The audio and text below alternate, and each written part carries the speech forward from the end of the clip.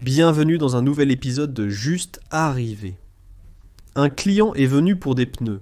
L'atelier a également diagnostiqué une vidange d'huile, un problème de frein et un problème électrique.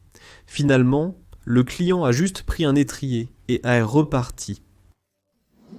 Il y a un clou, tu vas... Réparer ça ou... Erreur, le véhicule dévie quand on conduit.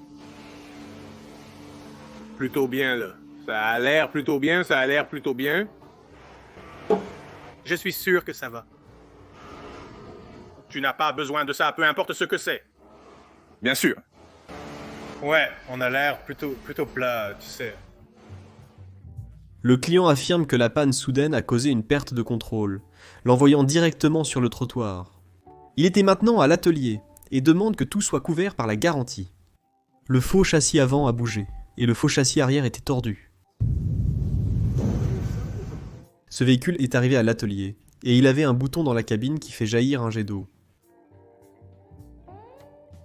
Le client déclare: J'ai un poteau à droite. allez-y.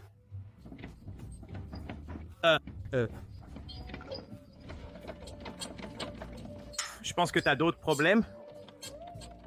Le conducteur de ce véhicule est venu en disant qu'il avait juste besoin de remplacer le boulon manquant. Le technicien croit que le client devrait revoir ses déclarations.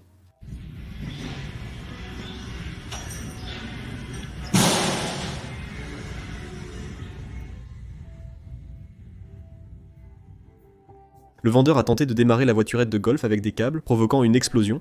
Elle est maintenant en réparation à l'atelier.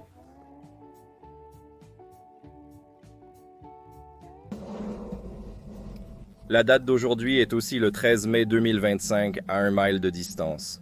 Ça s'est tapé dans le 1000, 3 mois, 3000 miles. Client.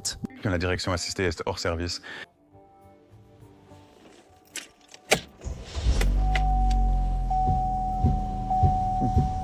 Cela semble fonctionner parfaitement. Il y a bien un code pour le capteur d'angle de couple. C'est sûrement ça. Ici, c'est marqué électronique. Il y a un moteur électronique là-dessous. Apparemment, le client ne savait pas que c'était une direction assistée électronique.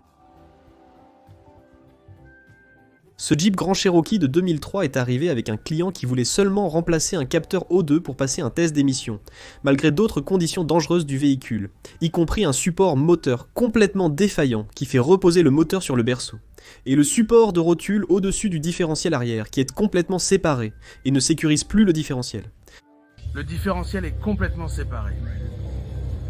Mais bon, il a eu son capteur O2, donc tout est bien qui finit bien, non ? Un client a reçu sa nouvelle Tesla Model 3, mais il a découvert des rayures et des zones ternes sur la voiture à la livraison. En inspectant de plus près, il a découvert de la mousse isolante pulvérisée près du coffre avant. Le client signale une usure prématurée des pneus arrière.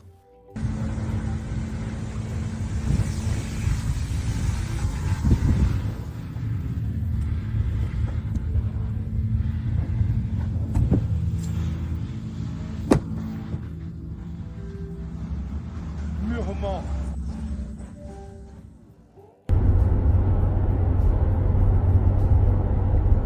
Ce type roule à 50. Oh. Le technicien a démonté la culasse du véhicule suite à un écrou perdu et un bruit suspect au démarrage. Il s'avère que c'est juste un diesel bruyant et que le technicien manquait d'observation. Cette Honda Accord 1992 est arrivée avec le client disant qu'il a l'impression qu'elle manque de carburant. L'atelier a ouvert le capot pour découvrir que le fil de la bobine était tombé du couvercle de l'allumeur et que la voiture tournait toujours.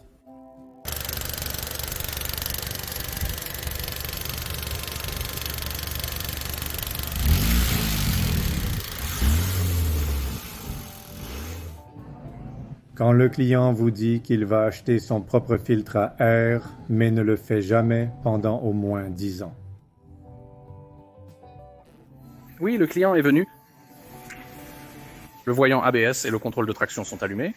Ce côté de la Subaru est en parfait état, elle est magnifique. Quelqu'un a décidé, vous savez, de heurter un trottoir ou quelque chose comme ça, ou peut-être de faire un peu de tout-terrain. Je vais dire qu'ils l'ont fait sauter parce que, venez ici, ça... La roue est un peu loin en arrière. Ce n'est pas bon. Un énorme écart. Pas d'écart. Ce véhicule est arrivé avec un pneu qui n'est pas vraiment dans l'état habituel.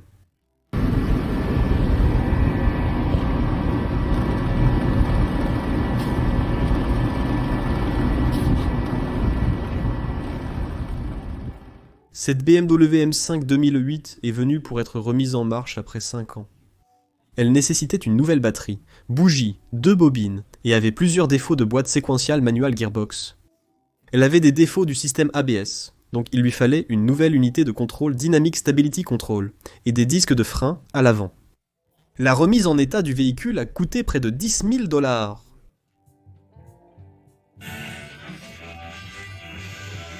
Mettez les mâchoires de frein à main comme d'habitude de ce côté, et puis vous allez de l'autre côté et c'est...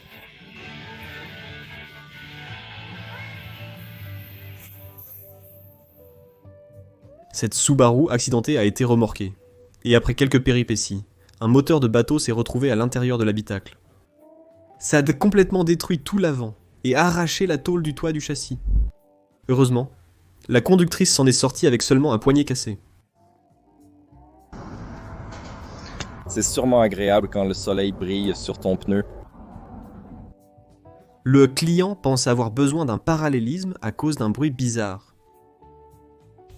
Je ne peux pas dire que j'ai déjà vu une cartouche évaporation des vapeurs de carburant qui ressemblait à ça. Un événement thermique pourrait se produire à l'intérieur.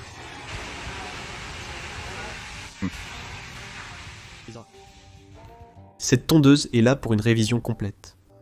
Le technicien a constaté que les 3 lames étaient tordues et cassées lors de leur retrait. Le client a refusé de nouvelles lames et a dit au technicien de les remettre en place. Changement du tendeur de courroie sur cette Jetta Turbo Diesel Injection.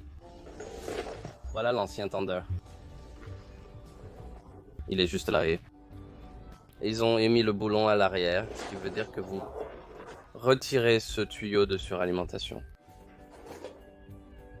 Et mettre une douille là-dedans, dans ce trou, avec à peine de la place.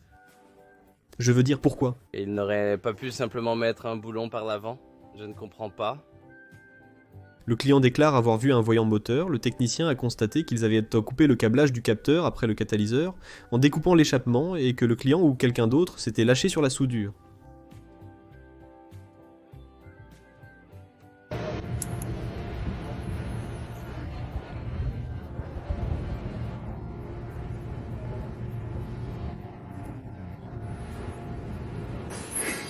Je crois qu'il n'y avait même pas de joint dessus.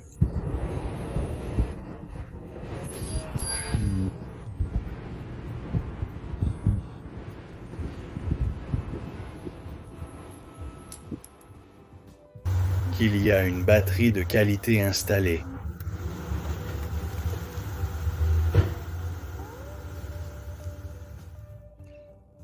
Le client dit « Ouais, je suis le client ». Que se passe-t-il quand on casse une courroie de distribution sur un moteur à interférence? Ouais, là, ce sont toutes les 16 soupapes qui sont tordues. Ce moteur va être démonté. Vous pouvez soumettre vos propres vidéos sur notre site web justholdunity.com. J'espère que vous avez apprécié cette vidéo. N'hésitez pas à laisser un like ou à vous abonner. Merci d'avoir regardé.